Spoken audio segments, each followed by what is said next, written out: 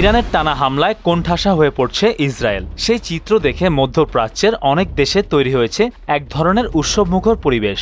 ফিলিস্তিন, Lebanon, Iraq সহ একাধিক দেশের সাধারণ মানুষ প্রকাশ্যে আনন্দ প্রকাশ করছে। কেউ কেউ রাস্তায় নেমে উল্লাস করছে, কেউ পতাকা উড়াচ্ছে, আবার কেউ ঢোল বাজিয়ে উদযাপন করছে।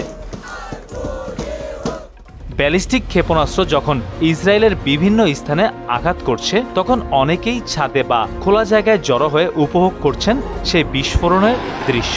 প্রতিটি বিস্ফোরণে উদ্ভাসিত হচ্ছে হাততালি, স্লোগান আর উচ্ছ্বাস, যেন দমন পীড়নের দীর্ঘ ইতিহাসের জবাব মিলছে তাদের চোখের সামনে।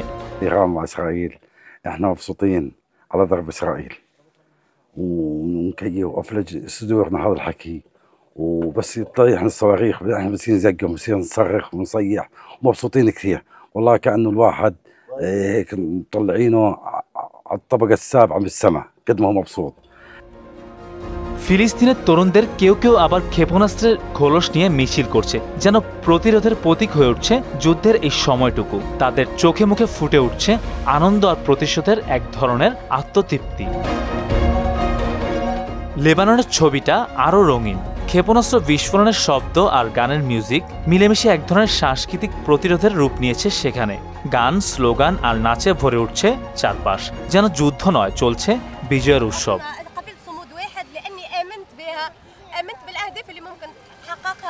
ইরান, মিশর, জর্ডান সহ অনেক দেশেই জনগণ বলছে ইসরায়েল নিজের কর্মের ফল ভোগ করছে। তাদের মতে যুদ্ধ শুরু করেছিল ইসরায়েল, কিন্তু শেষ পর্যন্ত পরাজয় হবে তার ভাগ্যে।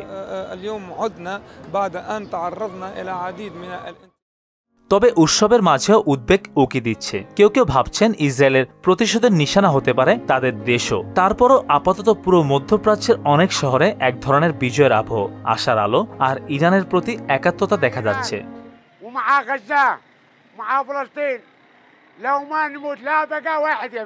এই সংঘাত প্রবেশ করেছে দ্বিতীয় সপ্তাহে। ইরান বারবার পাল্টা আঘাত করে বুঝিয়ে দিচ্ছে ইসরায়েলের আগ্রাসনের জবাব তারা দিতে প্রস্তুত। আর সেই দৃশ্যই যেন নতুন করে জ্বালিয়ে দিচ্ছে বহু নিপীড়িত জাতির প্রতিরোধের প্রেরণা। মেহেদী হাসান, মোহনা ডিজিটাল।